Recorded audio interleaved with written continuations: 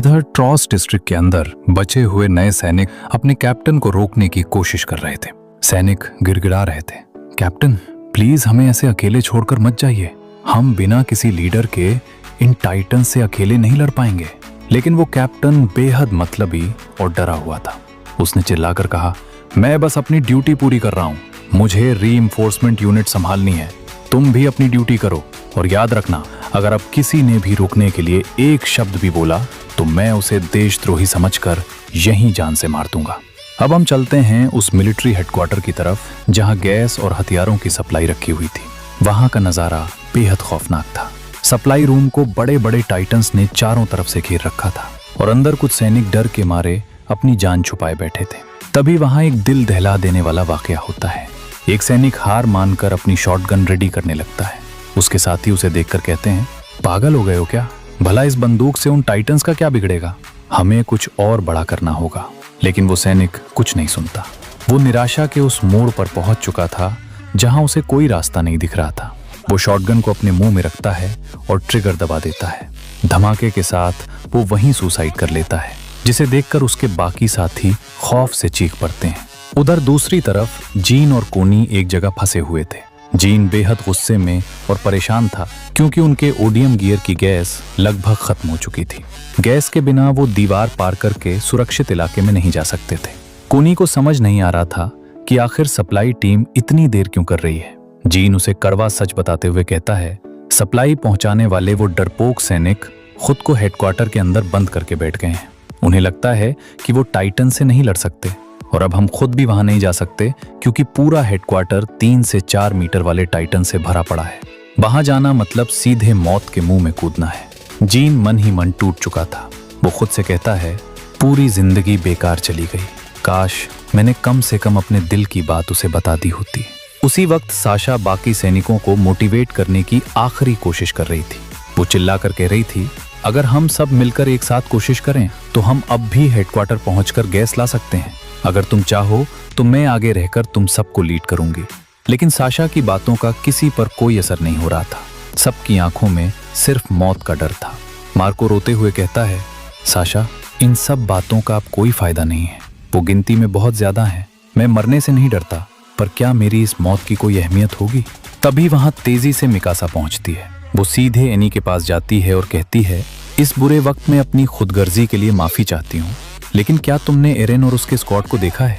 Any कहती है, नहीं मैंने उसके स्क्वाड को तो नहीं देखा और अभी तक कोई भी दीवार पर नहीं चढ़ा है। तभी राइनर बीच में बोलता है, आर्मिन वहां पीछे अकेला बैठा है। मिकासा तुरंत आर्मिन के पास जाती है।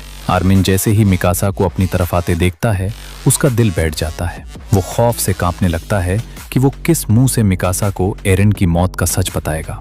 वो रोते हुए मन ही मन सोचता है, काश मैं भी एरेन के साथ ही वहीं मर गया होता। मिकासा उसके सामने घुटनों के बल बैठती है और बड़े प्यार से पूछती है, आर्मिन तुम ठीक तो हो ना? तुम्हें कहीं चोट तो नहीं लगी? और एरेन कहाँ है? वो कहीं दिखाई नहीं दे रहा। आर्मिन की आंखों से आंसुओं का सैलाब बहने लगता है। वो अपनी पूरी ताकत बटोर कर रोते हुए कहता है, स्काउट 34 के कैडेट्स थॉमस, नेक, मिलियस, मीना और एरिन येगर, ये पांचों कैडेट्स अपनी ड्यूटी निभाते हुए शहीद हो गए हैं। ये सुनते ही वहां मौजूद सभी सैनिकों के पैरों तले जमीन खिसक जाती है। पूरा का पूरा स्क्वाड एक साथ मारा गया। ये बात किसी को हजम नहीं हो रही थी।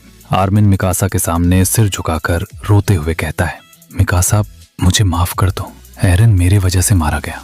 उसे बचाने के चक्कर में उसने अपनी जान दे दी। उसकी जगह मुझे मरना चाहिए था। सबको लग रहा था कि मिकासा ये सुनकर टूट जाएगी, लेकिन वो बिल्कुल शांत खड़ी रहती है। वो अपने जज्बातों को पत्थर बना लेती है। वो आर्मिन से कहती है, आर्मिन शांत हो जाओ, ये वक्त रोने का नहीं है।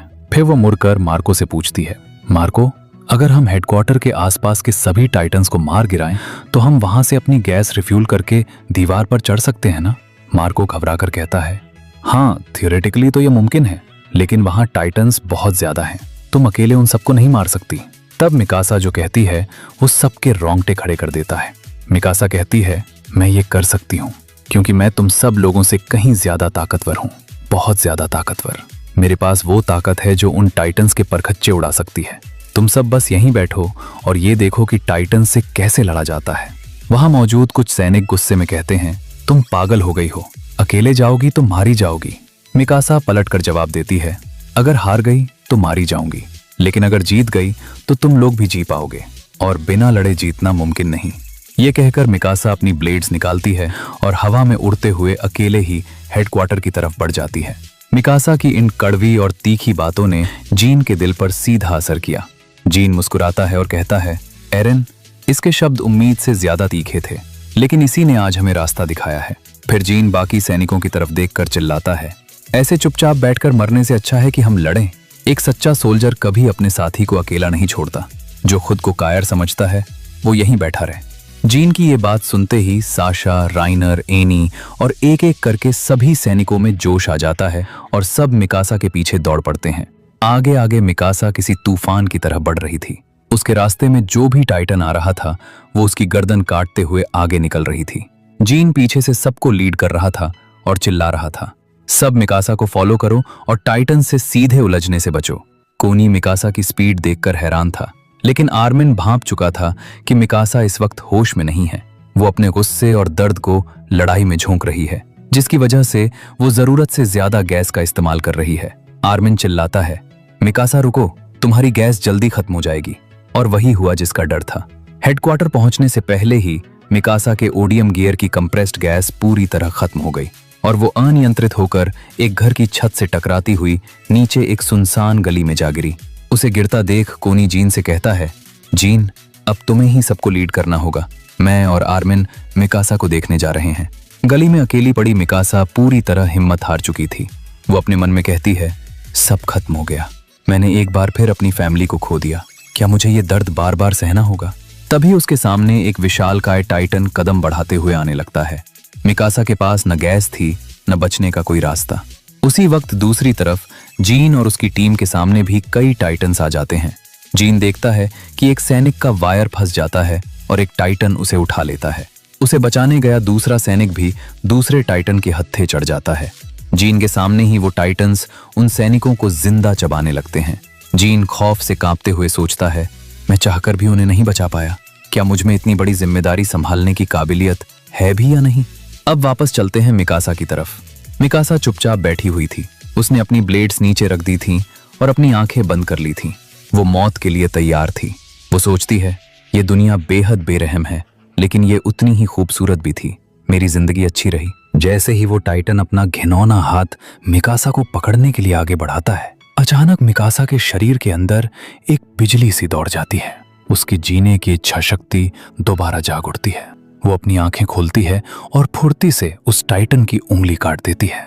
वो पीछे हटती है, लेकिन पीछे से एक और टाइटन आ जाता है।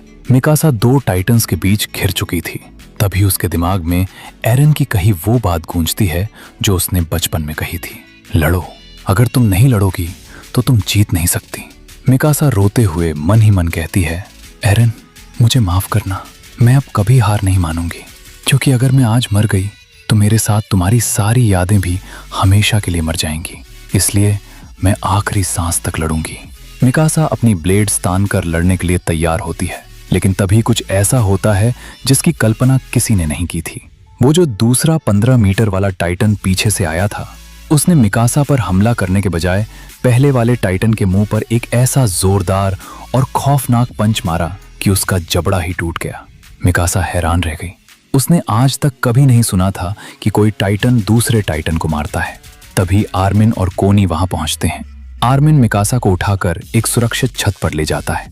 वो तीनों वहां से देखते हैं कि वो अजीब टाइटन किसी प्रोफेशनल फाइटर की तरह हैंड टू हैंड कॉम्बैट का पोज ले लेता है। वो दहाड़ता है और दूसरे टाइटन का सिर धड़ से अलग कर देता है और फिर उसके कमजोर हिस्से को अपने पैरों से बेरहमी से कुचल देता है।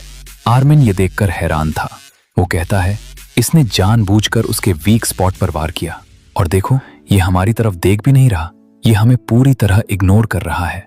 कोनी कहता है, जो भी हो, ये कोई नॉर्मल टाइटन नहीं है, ये एक एबनॉर्मल टाइटन है। चलो यहां से जल्दी निकलें। तभी आर्मिन नोटिस करता है कि मिकासा की गैस पूरी तरह खत्म हो चुकी है। कोनी घबरा जाता है। अगर मिकासा के पास गैस नहीं है तो हमें हेडक्वार्टर तक कौन लीड करेगा? आर्मिन बिना वक्त गवाए अपने ओडियम गियर की कंप्रेस्ड गैस का सिलेंडर निकालकर मिकासा को देने लगता है। वो कहता है, मिकासा, तुम मेरी गैस ले लो, और सुनो, अगर मैं यहाँ बच न पाऊं तो अपनी इस बची हुई ब्लेड से खुद को खत्म कर लूंगा, क्योंकि मैं इन टाइटन्स के हाथों जिंदा नहीं खाना चाहता। जैसे ही आर्मिन खुद को मारने के लिए ब्लेड उठाता है, मिकासा झटके से उसकी ब्लेड फेंक देती है। वो आर्मिन का हाथ पकड़ती है और कहती है, आर्मिन, मैं तुम्हें यहाँ अकेला छोड़कर कभी नहीं जाऊंगी, तुम भी हमारे साथ चलोगे। मिकासा उस अजीब टाइटन को दूसरे टाइटन्स के चीथड़े उड़ाते हुए देखती है। उसे देखकर मिकासा के अंदर खोई हुई उम्मीद फिर से लौट आती है। वो मन ही मन कहती है, एरिन, मैं खुदगर्ज हो गई थी, मैं दूसरों की जिंदगी दांव पर लगा रही थी, लेकिन इस मंजर को देखो, ये नज़ारा कुछ और नहीं बल्कि इन टाइटन्स के खिलाफ इंसानियत के दबे हुए गुस्से की एक चीख है।